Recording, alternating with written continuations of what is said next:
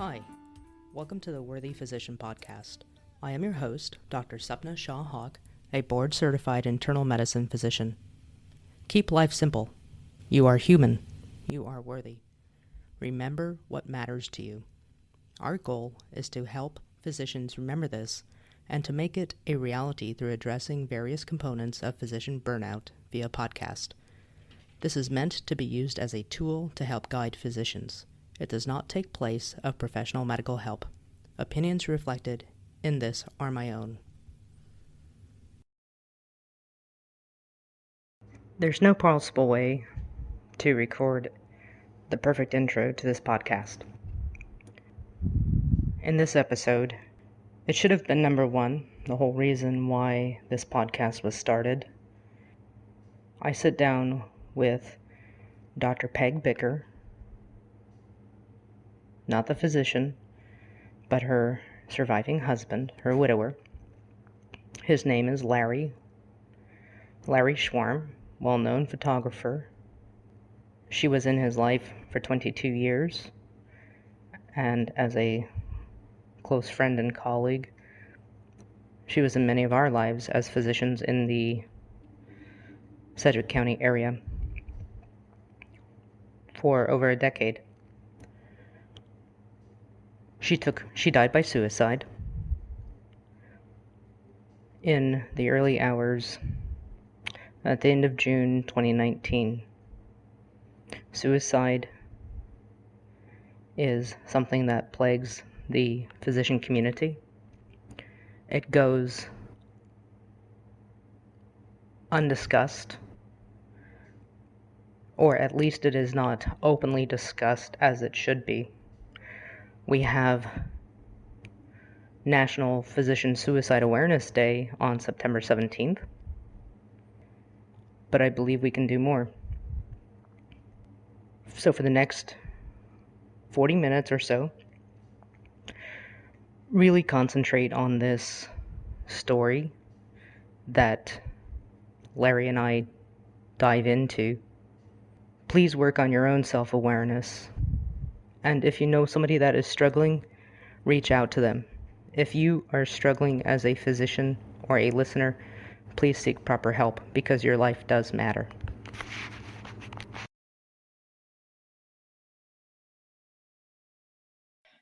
So, how do we know each other? How do we know each other, and how long have we known each other?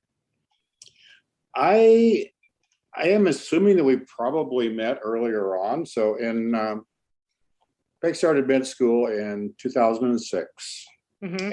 And as you well know, those first 2 years were in Kansas City, and there was a lot of book learning. And I was still working in Emporia, so I was driving 115 miles to work every day during the school year. Wow. So I met some of her colleagues then, but then when we moved to Wichita for the internship part of it, that's when I really remember meeting you.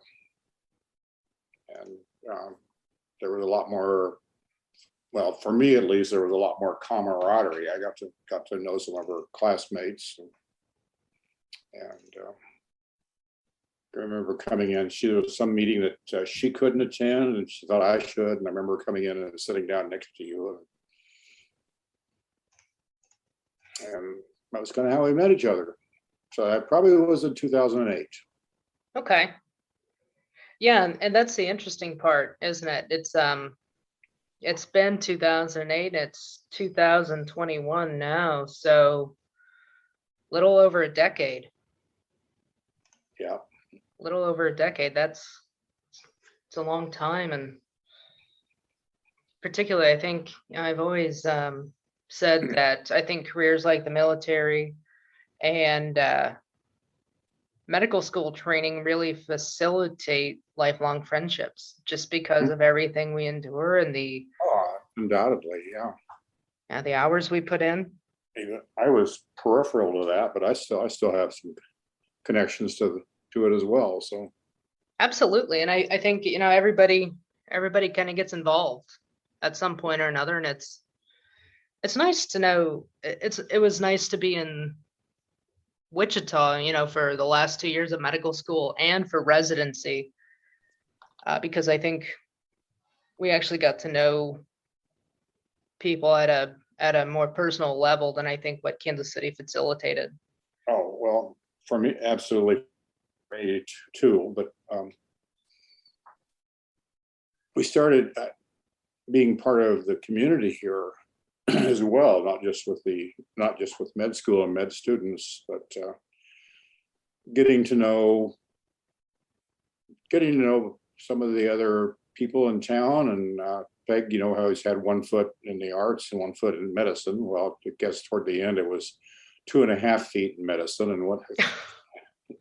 But she never gave up on loving the arts, and so we ended up meeting a lot of people in the art community, and there was a lot of crossover too. Not necessarily artists, but a lot of the doctors and physicians are supporters of the arts. So we'd go to functions, and I would get to meet them through that kind of situation, and I think that helped them tie me to her, because I was sort of an outlier, the spouse of one of their students, and a different generation than she was, and they couldn't quite understand it. But when they saw us together, they did, and welcomed us. Right. Absolutely. And so the reason why I've asked you to come on this podcast is because, well, Peg's death was actually the catalyst for this podcast. And I'm kind of taking a very slow approach about what is physician burnout, things that we can do to help ourselves as physicians, because it's very well known that the system has to change. Like, the system has to change because what we're doing is not sustainable for physicians and for nurses, respiratory therapists, everybody in healthcare, and I'm sure other industries, but right now I'm focusing on healthcare. And I believe that the pandemic really has brought that into the spotlight even more so, with the lack of healthcare professionals, the lack of, the lack of staffing. Some of the hospitals are not even using all their beds in this crisis that we have because of lack of staffing. So I think it's huge that you've had nurses that have left bedside nursing. A lot of them are pursuing higher education for nurse practitioners, which is, I'm not downplaying any part of the medical profession, but I think you're just seeing a real shift. You have doctors that are retiring early. You have doctors that are cutting back their hours, like I have. And then you have physicians that take their own lives. I mean, almost one a day, and that's huge. Wow. That's really frightening. How many out of your class have taken their own lives? Do you know? And I know there's at least one I know of that it wasn't direct, but it basically starved herself to death. Right. And I think that was, in a way, that's suicide, whether it's intentional or not. I would agree. And if I am not mistaken, I believe it's 3. There was one during school, as I recall. Yes. A young man. Yeah. Okay. And that was out of a class of what?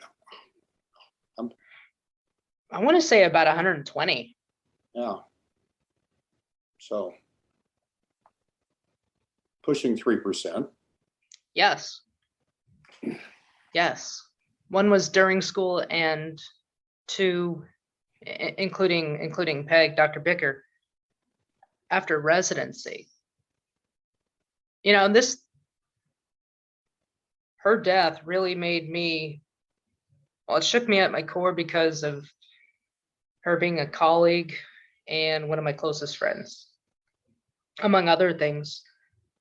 And I just think there's too much professional repercussion for being human. And I think there's so many barriers as a physician that we cannot ask for help. We can, but it affects us. There's repercussions if you do. Yes. Every year when we go to apply for a license, we have to answer a questionnaire, which are we being treated for depression or anxiety? Now we have since at this Kansas level, we have gotten that changed on October 31st, 2019. And it was through some of our colleagues at KU that really approached the Board of Healing Arts. And so it's rephrased as to, I'm paraphrasing it, but are you being treated for X, Y, and Z, and does it impede your ability to practice medicine? And I think that's huge. That is huge. I hope Peg was part of that. She was the reason for that. Wow, that's wonderful. I didn't know that. Um, Well, I know that you're aware of the letter. She didn't leave a note per se, but now, I don't know what I could have done if I had known. Peg being Peg, she would have refused treatment, I think. And if I would have forced it on her somehow, she would have probably had a very hard time forgiving me for that. But I don't think there's anything anybody could have done. well, it took me a long, long time to get to that conclusion, but I think so. You and me both. Yeah. But unfortunately, that is not an isolated case as far as if anybody, like when I went to apply for disability insurance, I had a stint in medical school where I quit going to classes, and it was not necessarily depression. I just didn't want to be in class with the way it was structured, right? So I withdrew and then I re-enrolled, and that's when I met Peg and Anne, Megan, Reggie was with when I re-enrolled. So I was now part of the class of 2010 with KU. And the way that they restructured it, they cut out a lot of unnecessary lectures and then really focused it on about 3 to 4 hours of lecture a day and then alternating labs in the afternoon. Otherwise, it was 8 to 5 every day. And I don't think a human can function that way. Maybe others can, but I could not. So I went to talk to a doctor about that at KU. They diagnosed me with depression. I said, no, I'm not depressed. I just don't want to do this type of training. Like to me, this is not a good quality of life. When I went to apply for disability insurance, when I started as an attending, and not only that, but being female, that also increases my premium compared to a male counterpart. If I were to have, it's nuts.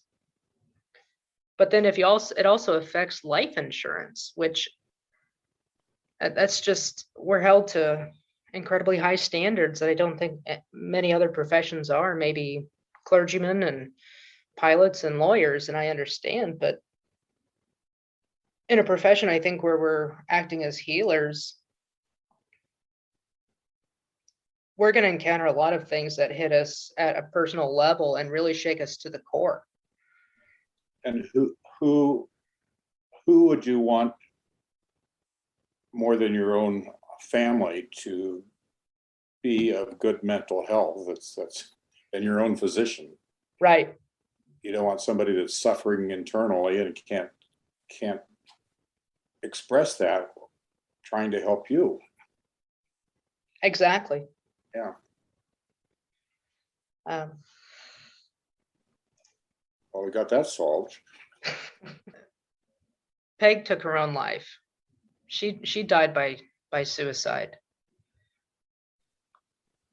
You are her surviving spouse or widower, and it's been a little over 2 years. How have you coped with that loss, Larry?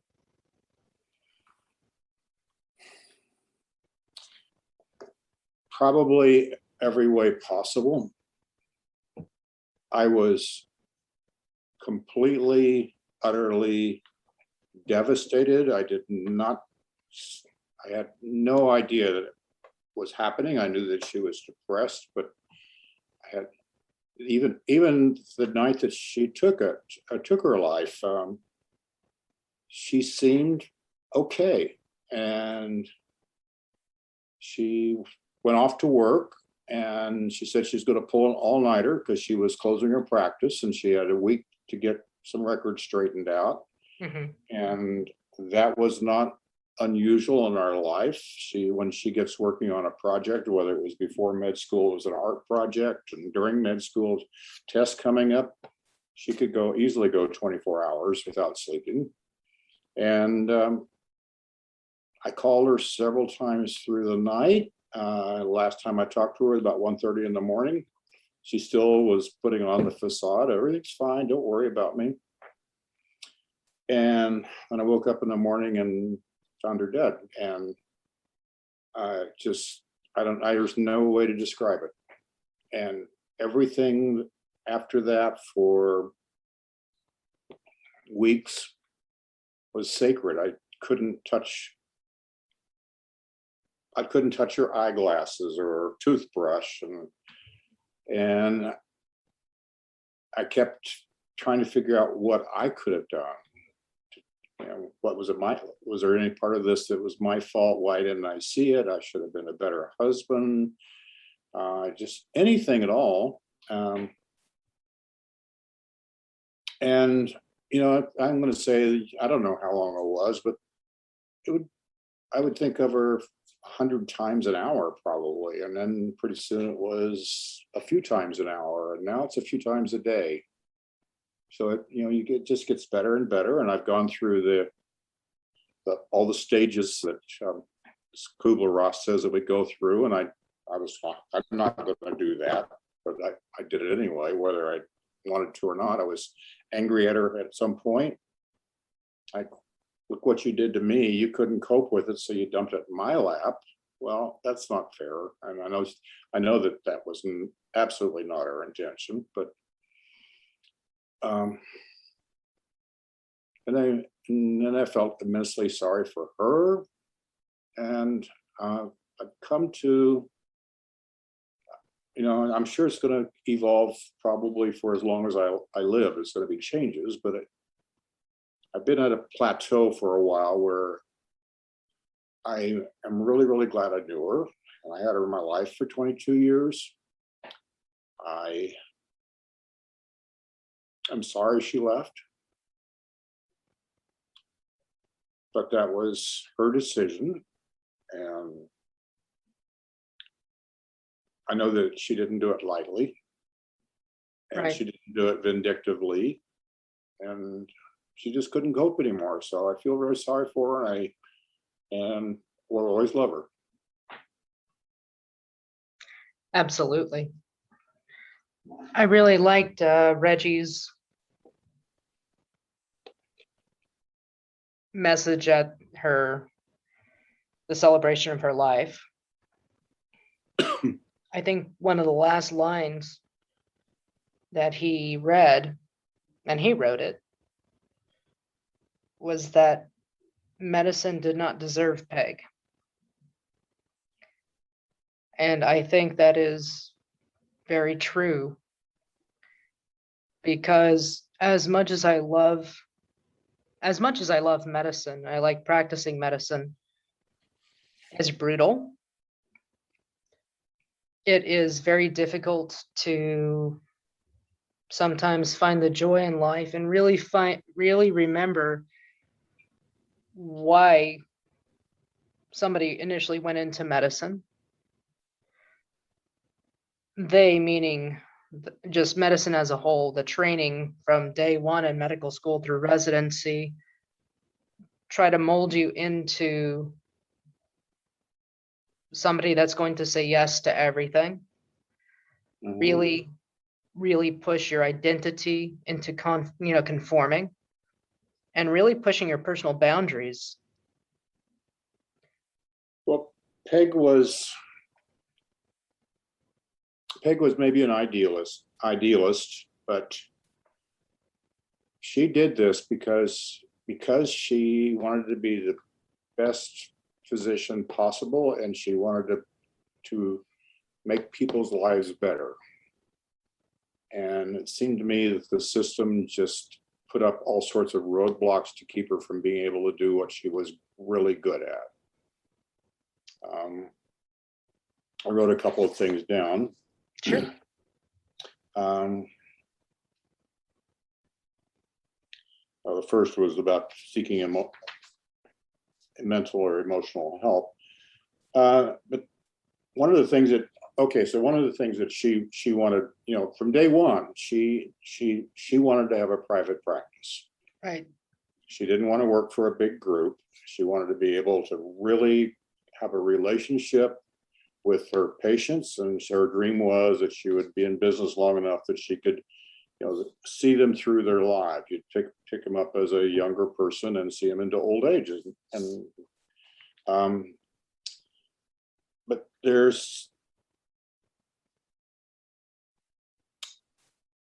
seemed to be just a financial penalty for caring about people. And maybe not caring is not the right word, but be a caring person that took the time to examine all aspects of a patient's concerns.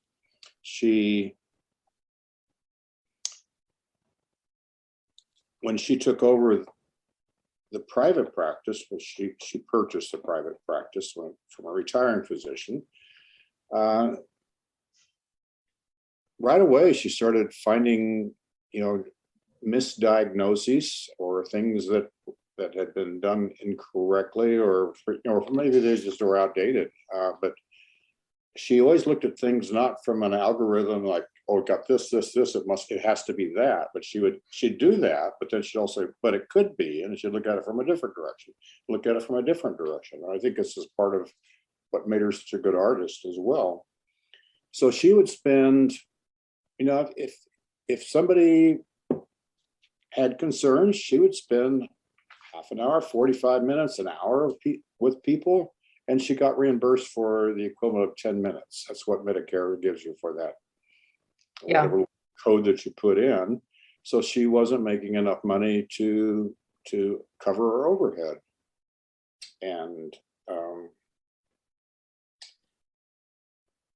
And then the paperwork, which you're all so aware of, it was just overwhelming to her. And to spend, even when she spent that much time with the patient, it would take her an equal amount of time to do the paperwork. And if she did them on a quick rotation, like she needed to do to make the money to cover her business, the paperwork would take several times as much time as actually seeing the patient, and that's not doing the patient any good. No, I agree 100%.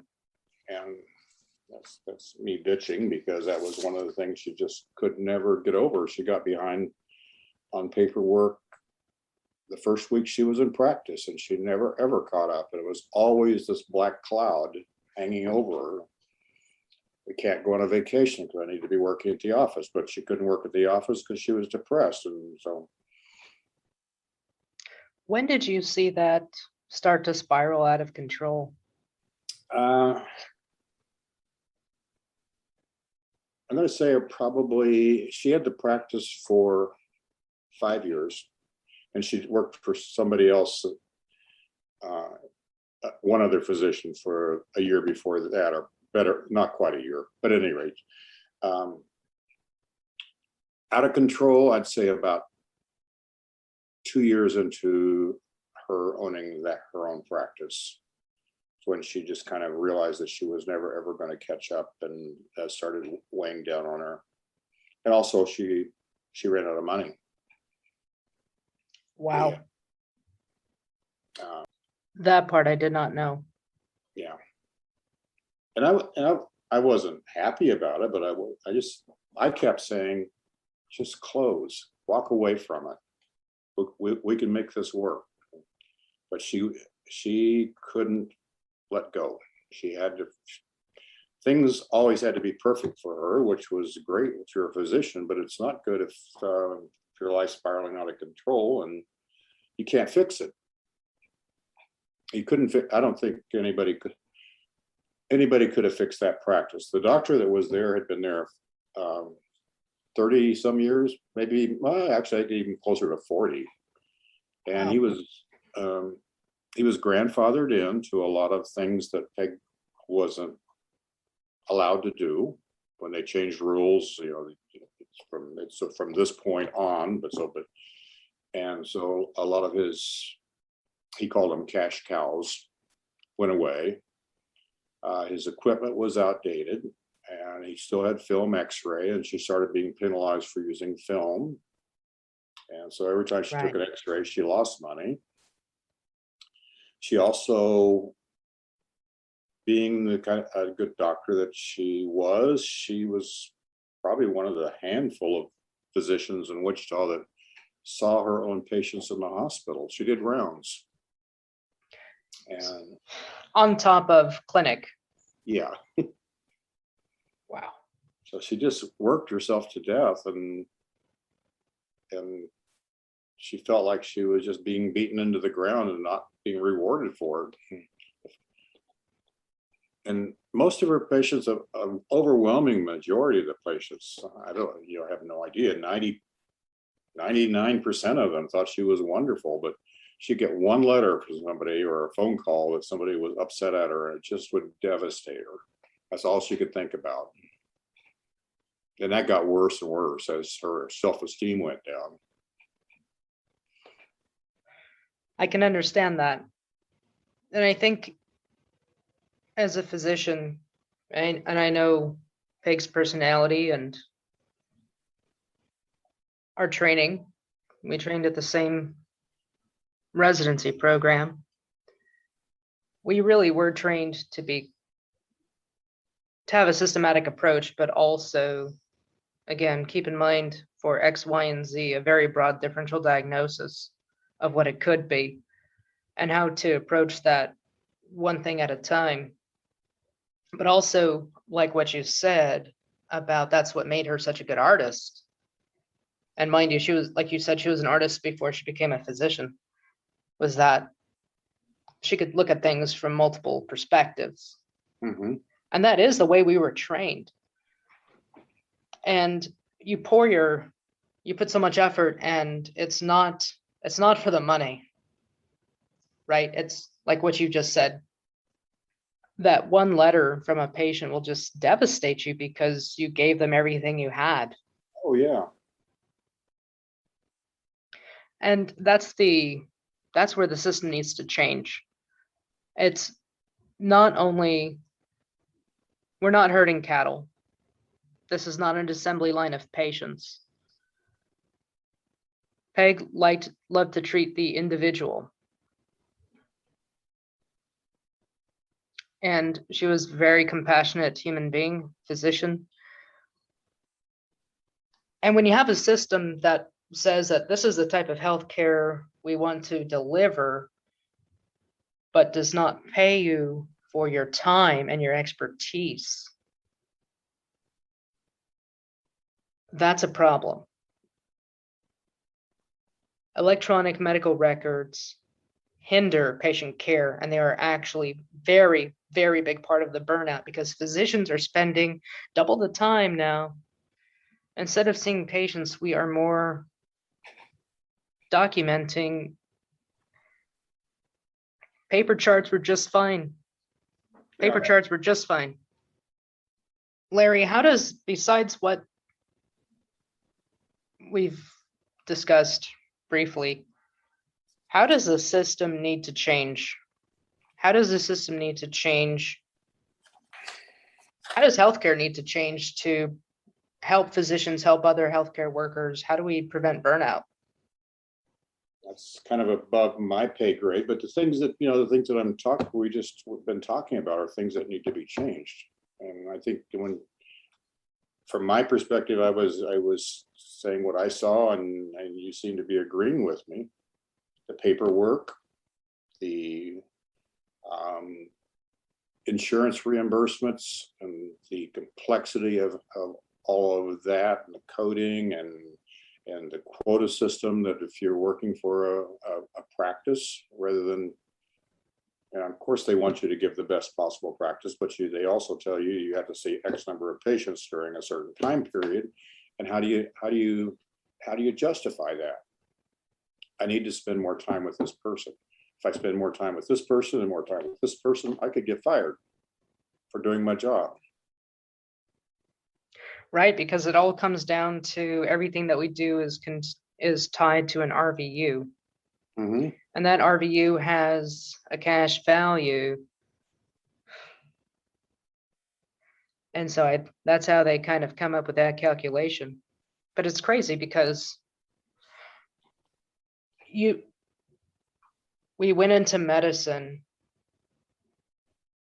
to hopefully make an impact positively on a patient's life through health. And sometimes it is spending that extra 20, 30 minutes holding their hand, because you can't just walk out of the room if they're having chest pain, or if they're having suicidal ideation, or if they're having a panic attack. There was, she was really good, and I got this from some of her patients, but she seemed to be really excellent at putting people's mind at ease. And we had friends who, okay, I can think of one in particular. Her sister was in a hospital for an emergency. She's going to have an operation. There was an obstruction, and her sister called Peg and asked her to come over and explain what the doctors had just said to her, because it was all doctor speak. And Peg went in and she drew pictures and she held her hand and she explained exactly what they were going to be doing and how that's going to fix the problem. And I think, and other patients would say, you know, when I left her office, I came out feeling so much more, not better physically necessarily, but better about the way that I'm feeling, because I understand what's going on. Yes. And I know that when she was doing residency, some of the attendings they would ask Peg to go in and talk to the family and explain, you know, sometimes the more serious is tell them that mom's dying, because you can do it better than I can do it.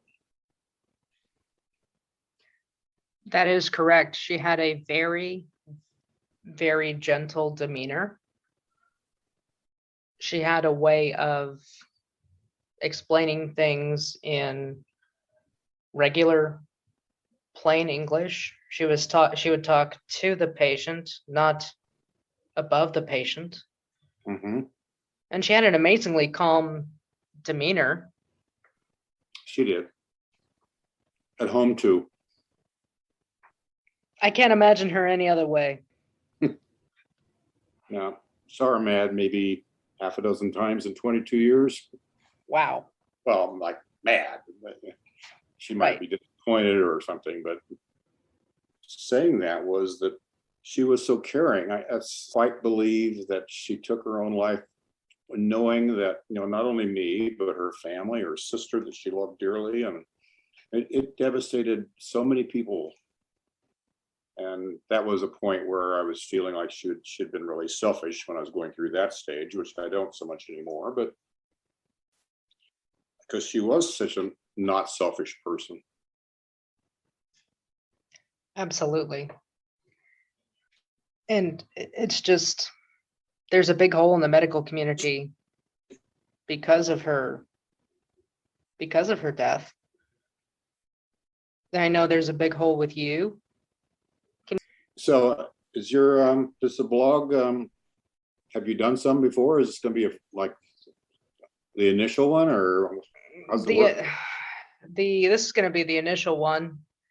Yeah, it's so I started the website back in April, May, did a few podcasts just my own ramblings. Mm-hmm. And then I brought on Dr. Bob Bean. He's a physiopsychologist. We used to work together at the VA, and we discussed physiology. Again. Okay, yeah. So I brought on a physiopsychologist to talk about physiology and burnout and what that looks like, and also talk about nutrition and burnout. There's some evidence that, nutrition can help. And now it's not the only treatment for depression and anxiety and burnout, but there are some studies to suggest that by changing the way we eat and the types of food that we eat, it can decrease anxiety and depression, and even some evidence that it might help with burnout.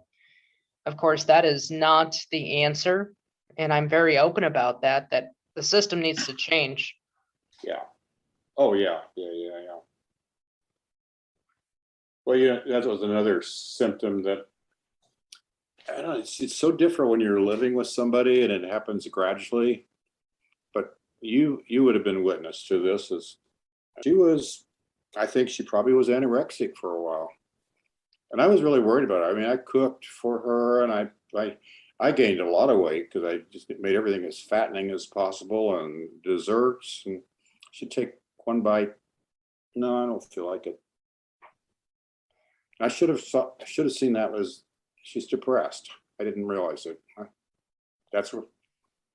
And say she happens again, but if it ever does, I'm gonna recognize it for what it is. But I mean, looking back at the photos, she really did change over 11 years.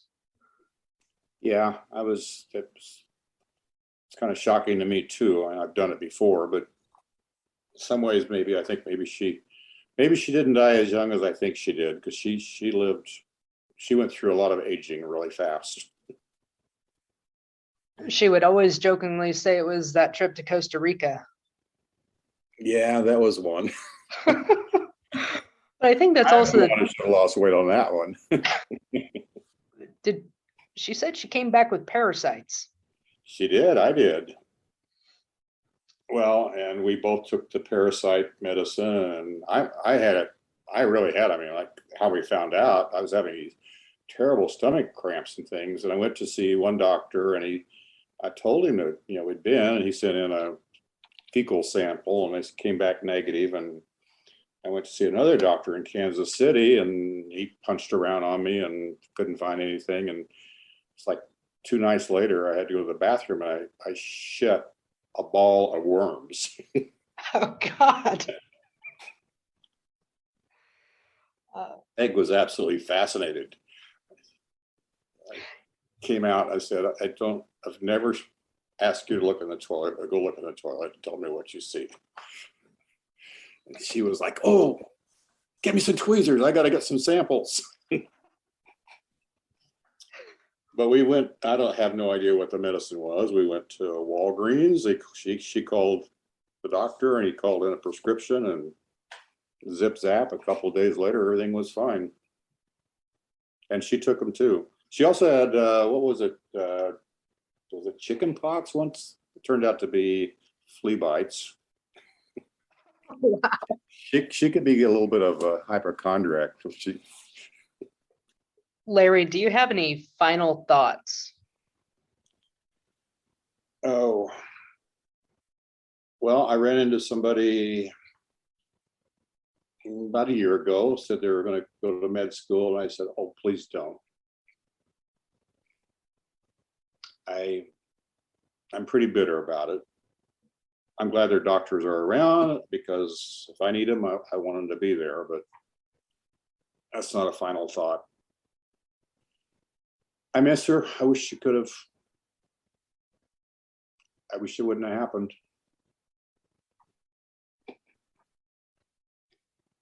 But how can you promote a profession that took somebody so dear away? No. If there are any physicians that listen to this, what do you want them to know? Pardon me? If there are any physicians listening to this podcast when Yeah. it gets published, what do you want them to know if they're struggling with depression, anxiety, or suicidal thoughts?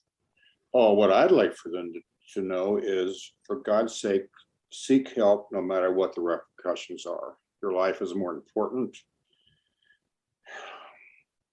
than any kind of penalties, and by not seeking it, you could be doing a lot of damage to yourself, and you could also be doing damage to your patients. How can you be a great doctor if you're carrying around such a burden? And fight for your rights. I know that's easy to say and impossible to do, but Well, and I would say if anybody listening to this, if you need a physician to stand with you, I would, because we as a profession have to fight for our rights to be in a humane medical environment.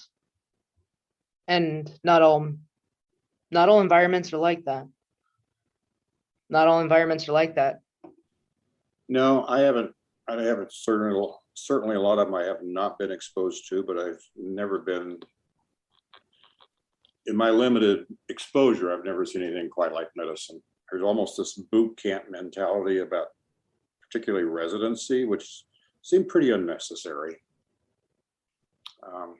I don't know if there's an option for that, but if it's cramming a certain amount of information, but at some point it becomes counterproductive. If you just work somebody to death, they don't absorb it. And I know it's teaching them to work under stress, which they're probably going to have to do at some point, but I'd actually, if I were designing it and just the way that I saw it, I know there'd be kickback on or from this, but not kickback, but pushback. I'd have residency be longer with humane hours. And along with that, I think there needs to be some professional training, not about the business of being a doctor, not the mechanics of being a doctor. I'm assuming, and this is just based on Peg's experience, but she didn't have any idea how insurance worked, other than what she'd pick up, from being on rounds and things. And I think was one of the mistakes that possibly she made and it wasn't a mistake, but it was her decision. But it might have been good for her to be in a practice for a couple of years, so she could have learned that before she tried to go out on her own. So she might have taken that jump a little too quickly, but she was determined, so that's what she did. No, I agree 100% with you. I do think that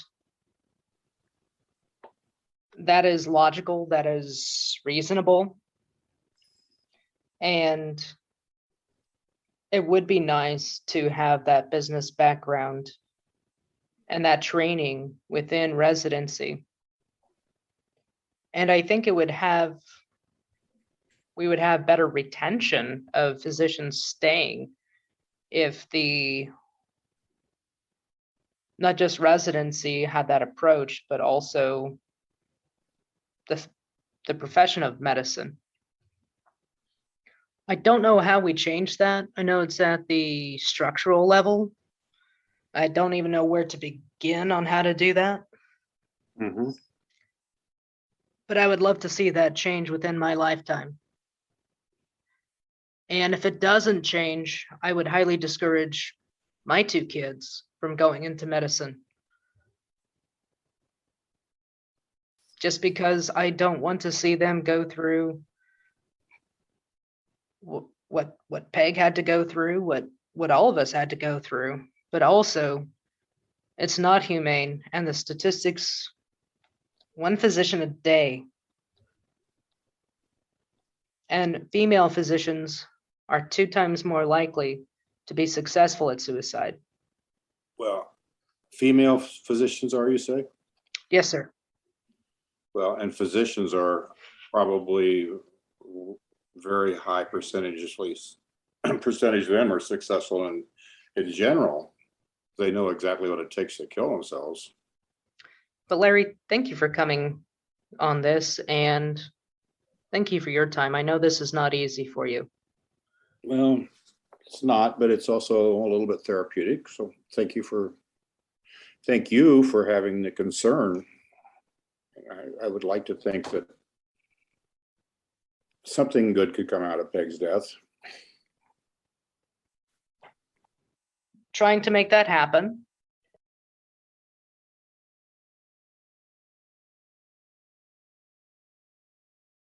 Remember, you are worthy, you are human. Take care.